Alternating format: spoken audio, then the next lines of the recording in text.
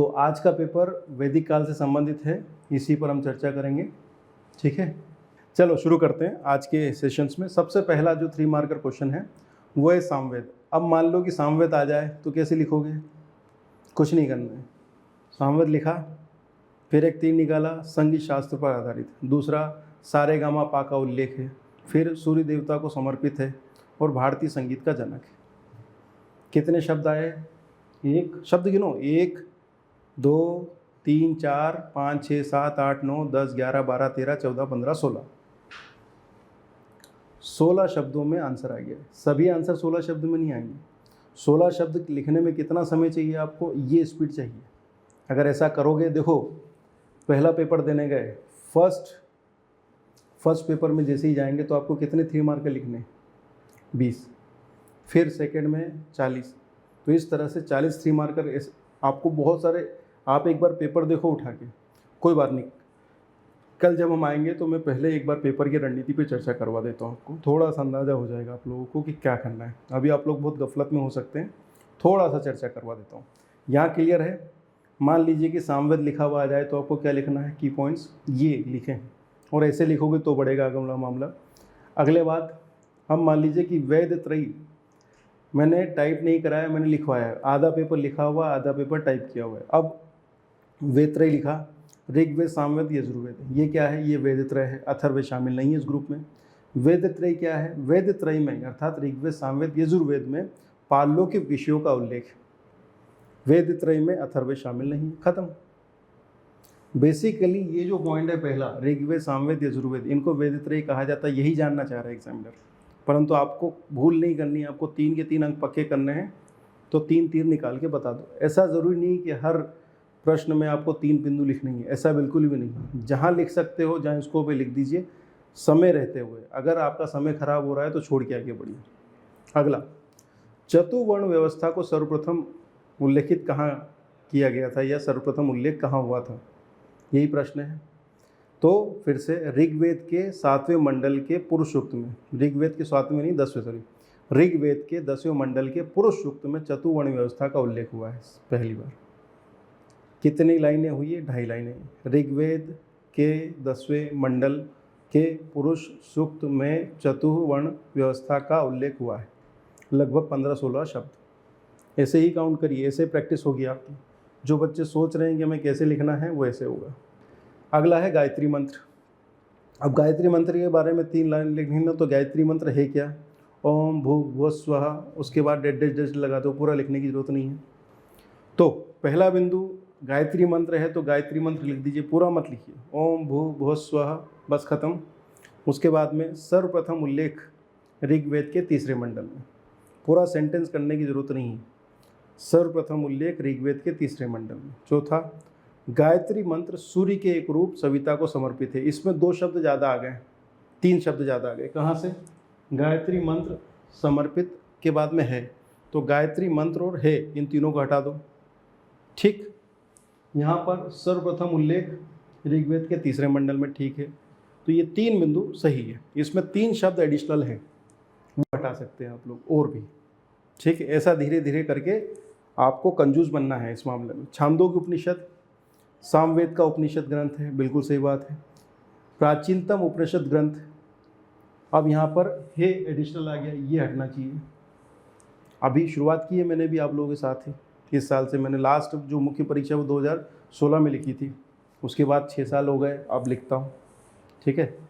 कृष्ण का सर्वप्रथम उल्लेख हुआ है। मैं अगर और डिटेल बताता, समय होता मेरे पास, तो मैं कहता कि भैया देव की पुत्र के रूप में और घोर अंगिरस ऋषि के शिष्य के रूप में कृष्ण का उल्लेख हुआ है। 1 2 3, तो 1 2 3 4 5 6 7 8 9 10 11 और 12 शब्दों में आंसर हो गया है। जो कहते हैं ना कि भैया 10-12 शब्दों में कैसे लिखेंगे, वो ऐसे लिख सकते हैं, और कोई तरीका नहीं है। फिर ब्रह्मवेद या श्रेष्ठ वेद। ब्रह्मवेद कौन सा है? अथर्ववेद। इसमें क्या है? लौकिक विषयों पर केंद्रित वेद है। इसमें भी एक शब्द ज़्यादा है, वेद, इसको हटा दो, लौकिक विषयों पर केंद्रित। इसके बाद में सर्वाधिक लोकप्रिय वेद। इस प्रश्न का उत्तर आप 6 से 8 शब्दों में दे सकते हो।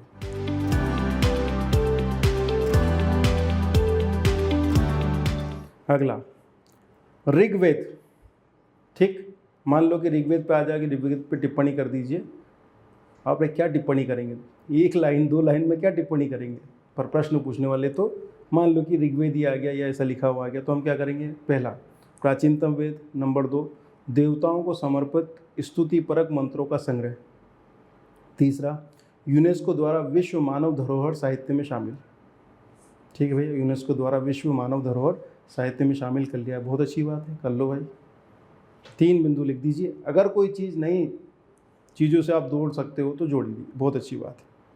फिर अगला, यजुर्वेद पर टिप्पणी कर दीजिए। यजुर्वेद आ गया, टिप्पणी कर दीजिए, ये भी ना लिखा हो, यजुर्वेद लिखा हो। पहला, कर्म कांड प्रधान वेद है, ठीक है। याज्ञिक अनुष्ठानों पर विस्तृत चर्चा है, यही है। गद्य पद्य मिश्रित शैली का प्रयोग हुआ है, खत्म। चंपू शैली में गद्य और पद्य दोनों का प्रयोग हुआ है। याज्ञिक अनुष्ठानों का उल्लेख हुआ है कि कैसे नापजोक करनी है। कर्मकांड की बातें करता है यजुर्वेद पूरी की पूरी तरह, ठीक है। ये 3 बिंदु लिखिए, आराम से 3 अंक लीजिए। रत्नीन क्या होते हैं या रत्नीन क्या है? ठीक है, रत्नीन वैदिक कालीन उच्च प्रशासनिक अधिकारी, वैदिक काल के IAS ऑफिसर हैं। फिर शतपथ ब्राह्मण में 12 रत्नियों का उल्लेख हुआ है, ठीक है, अच्छी बात है भैया। और पुरोहित, सेनानी, ग्रामणी आदि क्या है? ये रत्नीन है, उदाहरण है इनके, बढ़िया से आराम से। फिर 10-12 शब्द, अपना उत्तर पूरा।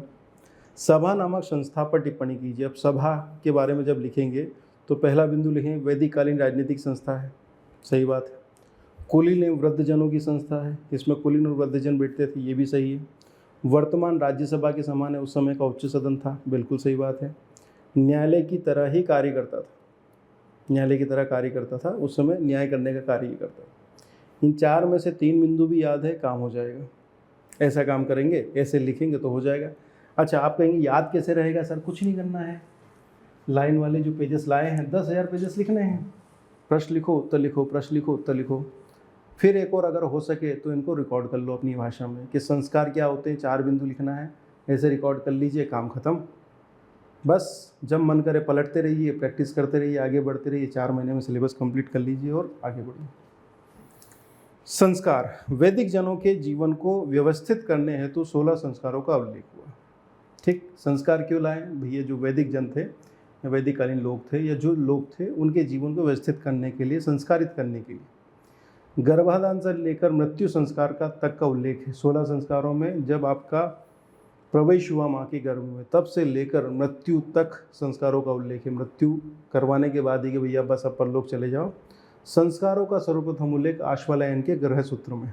अब देखो, जो बात मैं आपको बताना चाह रहा हूँ, मैंने क्या किया यहाँ पे, मैंने क्या किया है कि ये जो हसिया था उसके नीचे लिखा पहला, और उसके बाद में ये जो लिखा है इसके दाएं लिखा। इसका मतलब ये पेनल्टी है और ये पेनल्टी, ये जानबूझ कर लिखा है मैंने, ताकि आपको मैं बता सकूं कि ये गलती आपको वहाँ नहीं करनी, ठीक है। इस बात को समझिएगा, आपको क्या नहीं करना है, ये नहीं करना है और ये नहीं करना। पर मान लो कि भावावेश है, लिखे जा रहा हो, टेंशन मत लो। ज़्यादा अंक में से अगर 1-2 अंक पेनल्टी के काट लिए, कोई समस्या नहीं है, ठीक है।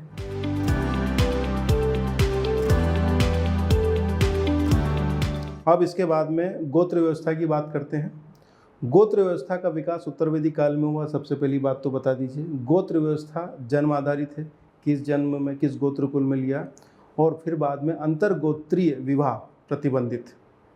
बस ये 3 कीवर्ड्स लिखिए, काम हो जाएगा। गोत्र व्यवस्था का विकास उत्तर वैदिक काल में, गोत्र शब्द आ गया था वैदिक काल में, ऋग्वैदिक काल में, परंतु उसका जो वास्तविक विकास है वो उत्तर वैदिक काल का ही है, ठीक। आश्रम व्यवस्था, आश्रम व्यवस्था भी उत्तर वैदिक काल में विकसित। उसके बाद में सर्वप्रथम उल्लेख जो है वो है जाबालो उपनिषद में। ब्रह्मचर्य, गृहस्थ, वानप्रस्थ और संन्यास, 10-12 शब्द लिखिए, 3 अंक हाथ में लीजिए आपके, खुशी खुशी आगे बढ़िए। फिर है त्रिऋण व्यवस्था। त्रिऋण व्यवस्था, ध्यान दीजिएगा कि आपके शब्द, आप मुझे इनको पढ़ पा रहे हैं ना आप लोग? जो मैंने लिखा ये भाषा, ये जो ऐसा तो नहीं लग रहा देवनागरी लिपि की जगह ब्राह्मी लिपि में लिखा हूँ मैंने, या खरोष्ठी में? आप लोग पढ़ पा रहे हो ना? हाँ जी। ये मैं इसलिए आपको भी बता रहा हूँ कि इतनी गंदी राइटिंग के साथ भी हिंदी लिटरेचर के पेपर लिख के आ गया था मैं। जब आप वो लिखोगे तो राइटिंग और सुधरेगी आपकी, ऐसा नहीं। तो अगर आपकी इतनी गंदी राइटिंग भी है मेरी जैसी, तो भी चल जाएगा।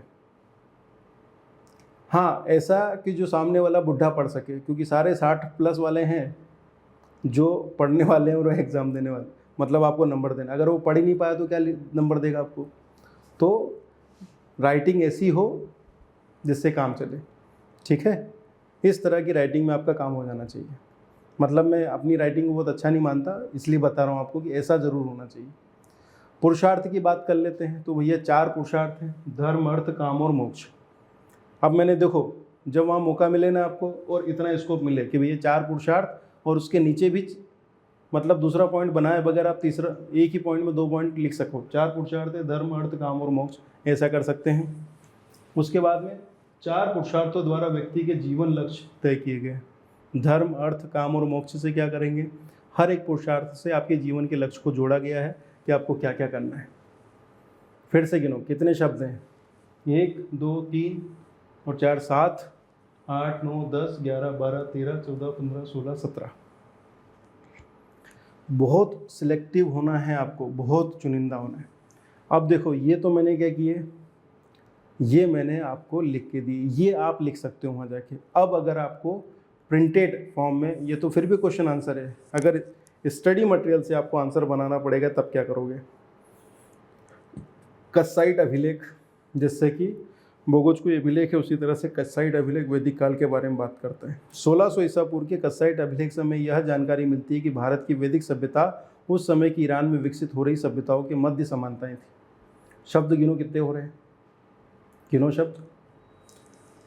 1 2 3 4 5 6 7 8 9 10 11 12 13 14 15 16 17 18 19 20 21 22 23 24 25 26 27 28 29 30 31। अब तक किस पे चल रहे थे अपन? 6 से लेके 12 15 16 तक। यहाँ पर क्या हो गया? 31। अब मैं इसको लिखता तो कस्साइट अभिलेख देश 1600 ईसा पूर्व के, ये हो गया। दूसरा, भारत की वैदिक सभ्यता की समानताएं ईरानी आर्य सभ्यता से, खत्म। कुछ समझ में आया क्या बता रहा हूँ मैं आपको? आप कह रहे हैं ना कि सर राइटिंग स्किल कैसे डेवलप करेंगे, मैं साइकिल पे बिठा रहा हूँ आपको, चलाओ साइकिल। परंतु हर जगह ये काम नहीं होता, कहीं कहीं होता है। वेदों का संकलन कौन करता है? अब यहाँ पर अगर आप लिखेंगे संकलन करता देश कृष्ण द्वैपायन वेद व्यास, 3 शब्द में काम बनेगा, कृष्ण द्वैपायन वेद व्यास। पर इतना भी कंजूस नहीं होना है, पूरी एक लाइन तो लिख सकते हैं कि वेदों का संकलन करता कृष्ण द्वैपायन वेद व्यास को माना जाता है, और नीचे अंडरलाइन लगा दो एक, एग्जामिनर भी समझेगा हाँ ठीक है भाई, इज्जत रखी, प्रश्न का उत्तर लिखा है। ठीक, ये हो गया। अब अगला प्रश्न 3 अंक के लिए, ब्राह्मण ग्रंथ क्या है? पद्य में रचित वेदों को आम लोगों तक पहुंचाने के लिए ऋषि मुनियों द्वारा वेदों पर गद्य में ब्राह्मण ग्रंथों की रचना की गई, अर्थात ब्राह्मण ग्रंथों वेदों के वे गद्य रूप हैं जिनके द्वारा वेदों को समझने में सहायता मिलती है। तो 1 2 3 4 5 6 7 8 9 10 11 12 13 14 15 16 17 18 19 20 21 22 23 24 25 26, वही लगभग 35 के लगभग शब्द हैं, 30-35। ये नहीं चलेगा, ये लिखना मतलब सुसाइड होना है। अब कैसे लिखोगे तुम इसको? नंबर 1, ब्राह्मण ग्रंथ वेदों के गद्यात्मक स्वरूप, 1 3 निकाला, ब्राह्मण ग्रंथ वेदों के गद्यात्मक रूप है। दूसरा, वेदों को समझने में सहायक, खत्म। 10 से 12 शब्द में काम खत्म करना है, ठीक है। चलो फिर आ जाए होत्र या होता, ये आसान है, ये तो सेंटेंस बन सकते हैं। ऋग्वेद के मंत्रों का उच्चारण कर यज्ञ संपन्न करने वाला पुरोहित होत्र या होता कहलाता है, ठीक है। ये 10-12 शब्द में ऐसे भी लिख दो कि चलेगा। हर नियम हर जगह लागू नहीं होता, ध्यान रखना, ये करके सीखने वाला बात है। अगला प्रश्न, अस्तो माँ सदगमय उक्ति किस वेद से ली गई है? अब ये ऐसा प्रश्न है, अगर आता है तो 3 नंबर है, नहीं आता है तो टाटा बाय बाय। तो जिन लोगों ने अच्छे से प्रीलिम्स पढ़ा है, अच्छे से निकाल के आए हैं, वहाँ पर 3 मार्कर में उनको फ़ायदा मिलेगा। तो अस्तो माँ सदगमय उक्ति ऋग्वेद से ली गई है, और यही वो 3 मार्कर हैं जो आपको अगली जनवरी में प्रीलिम्स में काम देंगे। तो पेपर 1, 2 और 3 की जो प्रिपरेशन है वो आपको जनवरी में काम देने वाली है, इस बात को ध्यान दीजिएगा। अगला, शूद्र वर्ण का सर्वप्रथम उल्लेख कहाँ हुआ है? आखिरी 3 मार्कर है ये। ऋग्वेद के 10वें मंडल में शूद्र वर्ण का उल्लेख सबसे पहली बार मिलता है, खत्म बात। चाहो तो सीधे लिख दो ऋग्वेद के 10वें मंडल में, इतने भी हो जाएगा, ठीक है, ये 3 मार्कर सेशन यहाँ पे कंप्लीट किया मैंने इस पेपर का।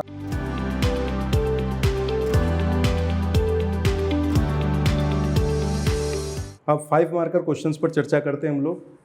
पहला प्रश्न, ऋग्वैदिक कालीन राजनीतिक व्यवस्था पर प्रकाश डालिए। अब मैं 5 मार्कर आंसर्स आपके सामने लिख के बता रहा हूँ कि भैया क्या क्या कैसे हो सकता है। बमुश्किल 4 पॉइंट लिखे हैं मैंने, 50 से 60 शब्दों में लिखना है, ठीक है। ऋग्वैदिक कालीन राजनीतिक व्यवस्था पर टिप्पणी कीजिए। चलो करते हैं। सबसे पहली बात, राजनीतिक व्यवस्था पशुचारण कबीलाई अर्थव्यवस्था के आधारों पर विकसित है। क्योंकि भैया अर्थव्यवस्था, देखो मार्क्सवादी दृष्टिकोण एकदम क्लियर है यहाँ पे कि भैया राजनीतिक व्यवस्था अर्थव्यवस्था पर आधारित है। भारत में डेमोक्रेसी क्यों है? क्योंकि यहाँ पर डेमोक्रेटिक सिस्टम जो है वो अर्थव्यवस्था समर्थित है। अगर ऐसा समाज जहाँ पर देखो कबीलाई अर्थव्यवस्था है, पशुचारण है, तो यहाँ पे कबीलाई सिस्टम देखने को मिलेगा, पॉलिटिकल सिस्टम, बस यही है। वहाँ कबीले या जन काम कर रहे थे, जहाँ पर भूमि केंद्र में नहीं थी बल्कि लोगों का समूह केंद्र में हुआ करता था। तो उस पॉलिटिकल सिस्टम को समझना है तो उसके बेस को समझना पड़ेगा, और बेस क्या है? इकोनॉमी, और वो है पशुचारण कबीलाई अर्थव्यवस्था। दूसरा बिंदु, सबसे बड़ी राजनीतिक इकाई, सबसे बड़ी राजनीतिक इकाई जन होती थी, जिसका जो कि एक घुमक्कड़ कबीले की तरह था। जन का मतलब है यहाँ पे लोगों का समूह, किसी स्थान पर रहने वाले लोग नहीं कि भाई परमानेंट यहाँ रह रहे। ये सब हो रहा था उत्तर वैदिक काल। ऋग्वैदिक काल में ये लोग पशुचारण, जैसे कि बंजारे घूम रहे ना, यहाँ पर खाना है, यहाँ पर घास है, तब तक यहाँ पर आपने तंबू गाड़ा, फिर उठा के चल दिए। तो वो जो कबीला है, जो घूमता फिरता कबीला है, घुमक्कड़ कबीला है, वही है जन, ठीक है। और इस जन का जो प्रमुख है वो क्या है? राजन है या जनस्य गोपा है।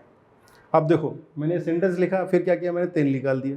पहला 3, कबीले की संस्थाओं, कबीले की संस्था या संस्था कर लीजिए, ज़्यादा बेहतर है, ये ओ गलत हो गया।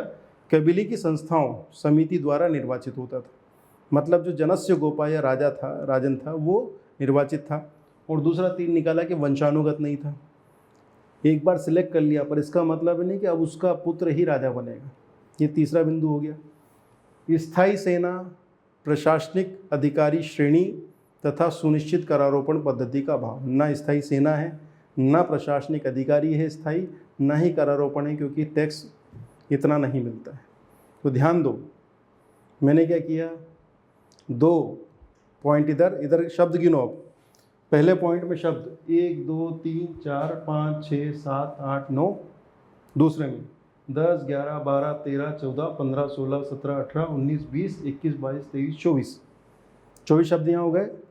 और इतने ही शब्द यहाँ पर है। 45 से 50 शब्दों में पूरा उत्तर हो गया। इससे ज़्यादा नहीं लिख सकते तुम, 10 शब्द और लिख लोगे। तो ऋग्वैदिक कालीन राजनीतिक व्यवस्था पर प्रकाश डालिए। राजनीतिक व्यवस्था ध्यान रखना पड़ेगा अपने को, ठीक। तो 4 बिंदु आपको लिखना है, काम खत्म।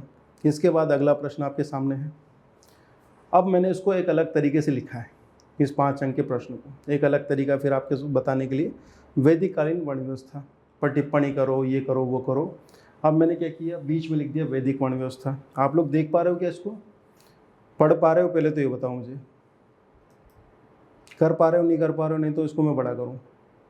देख पा रहे हो ना? ठीक है, फिर भी मैं बड़ा कर देता हूँ। तो मैंने क्या किया? बीच में लिख दिया वर्ण व्यवस्था, वैदिक वर्ण व्यवस्था। एक बॉक्स बना दिया, मैं तरीका बता रहा हूँ लिखने का। फिर एक तीर निकाला, एकदम रफ तरीके से, कोई स्केल नहीं, कोई कुछ नहीं, ऐसे तीर निकाला। पहला बिंदु लिख दिया कि पहले इसको पढ़ लो तुम। पहला बिंदु क्या है? वैदिक कालीन वर्ण व्यवस्था। अब इस शब्द का प्रयोग नहीं कर रहा हूँ मैंने बीच में लिख दिया। इसका मतलब है कि ये शब्द अब दोहराने की जरूरत नहीं है। सर्वप्रथम उल्लेख ऋग्वेद के 10वें मंडल के पुरुषोक्त में, पूर्ण विराम भी नहीं लगाया। सर्वप्रथम उल्लेख ऋग्वेद के 10वें मंडल के पुरुषोक्त में, ठीक है। उसके बाद जो दूसरा बिंदु लिखा मैंने, वो क्या लिखा? आरंभ में कर्म आधारित थी। ऋग्वैदिक काल में कर्म के हिसाब से वर्ण बदलते थे, परंतु उत्तर वैदिक काल में क्या हो गया? जन्म आधारित हो गया। उत्तर वैदिक काल में क्या हो गया? जन्म आधारित मामला हो गया। प्रारंभ में क्या था? कर्म आधारित था, बाद में क्या हो गया? जन्म आधारित। ये देखिए यहाँ दूसरा पॉइंट लिखा है मैंने, और यहाँ से एक 3 निकाल दिया। एग्जामिनर उधर देखेगा, वो मेहनत करे, थोड़ा मेहनत नहीं कर रहा है, वो खुश है, उसको सारी चीज़ें एकदम क्लियर दिख रही है। अरे वाह, एक बार ही देख के आपको 5 में से 4 नंबर दे के आगे बढ़ जाएगा।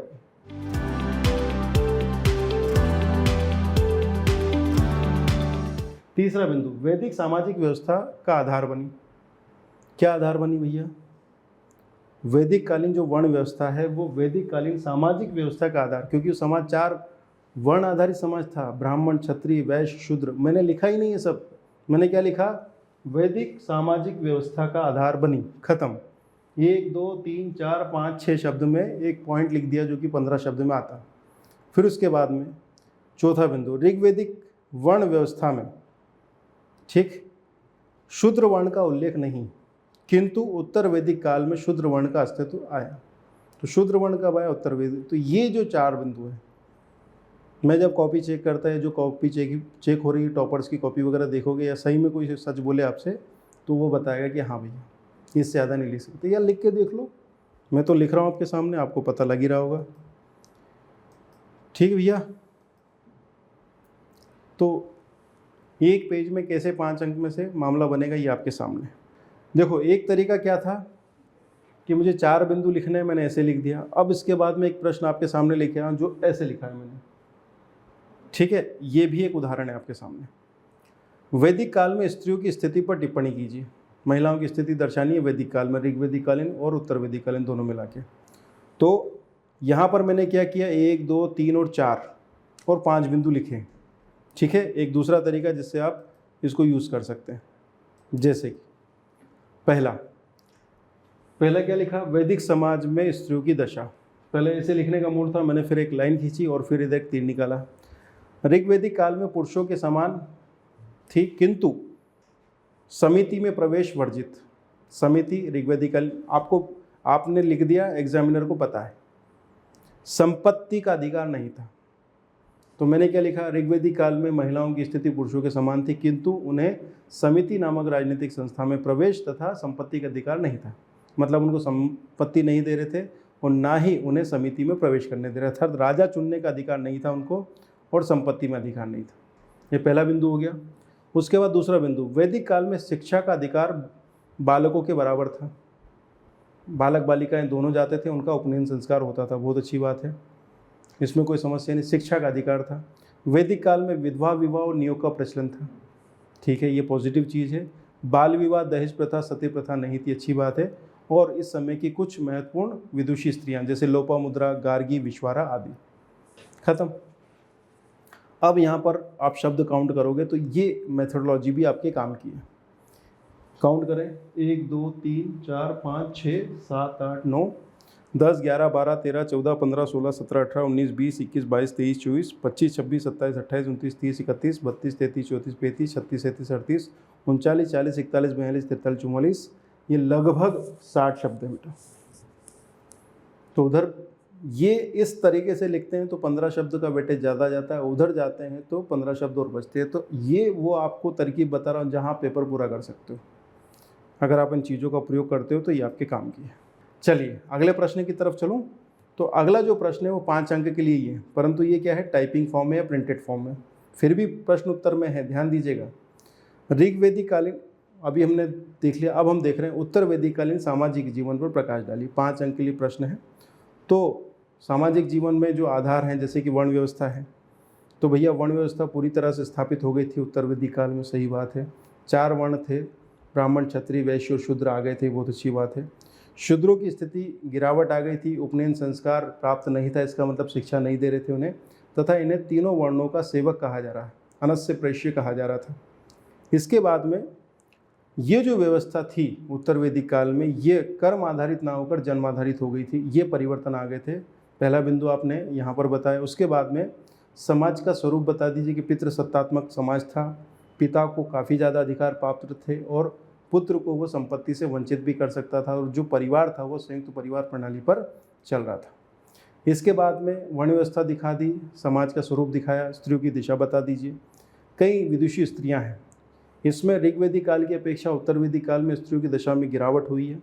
ध्यान दीजिएगा, उत्तर वैदिक काल में इन्हें शिक्षा के अधिकार से वंचित किया जाना शुरू कर दिया है, उपनयन संस्कार बंद किए जा रहे हैं।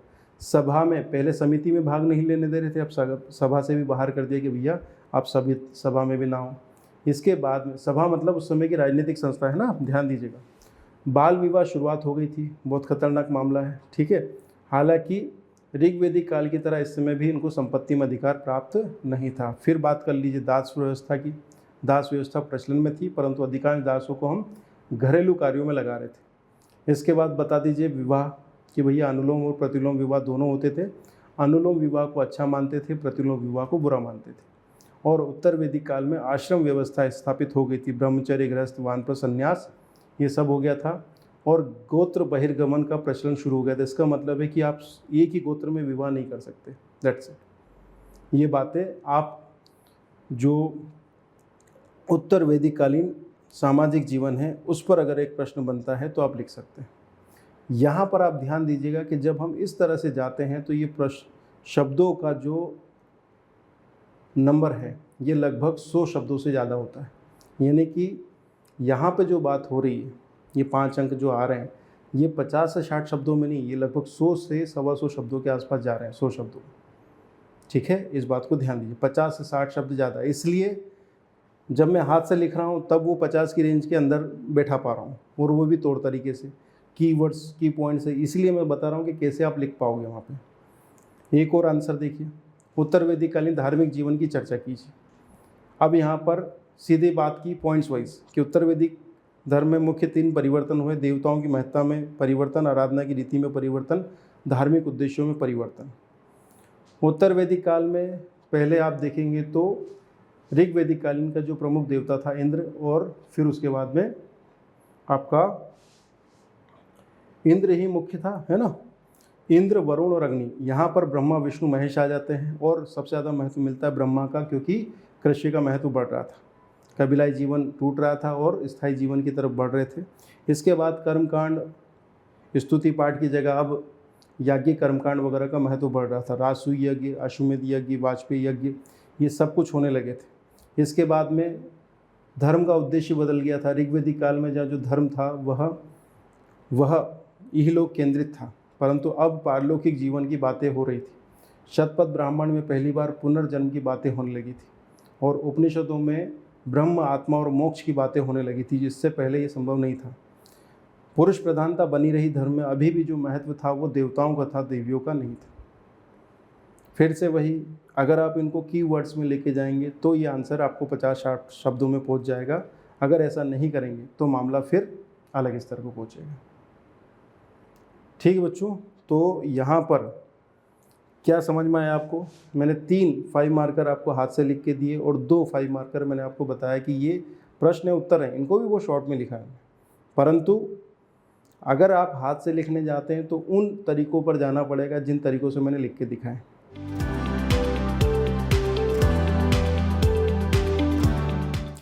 चलिए अब हम 11 अंक के प्रश्नों पर चर्चा करते हैं। जैसे कि पहला प्रश्न जो 11 अंक के लिए बन सकता है वो है ऋग्वैदिक कालीन आर्थिक जीवन पर टिप्पणी कर दीजिए। तो ऋग्वैदिक कालीन आर्थिक जीवन के विषय में सबसे पहली जानकारी का स्रोत हमारे पास क्या है? ऋग्वेद है, और मुख्यतः पशुपालन, कबीलाई जीवन आधारित है ये। पशुपालन में आप बताइए कि भैया यहाँ पर गाय, घोड़ा, भेड़, बकरी, ऊँट, कुत्ता आदि पाल रहे, परंतु सबसे ज़्यादा महत्व किसका है? गाय का।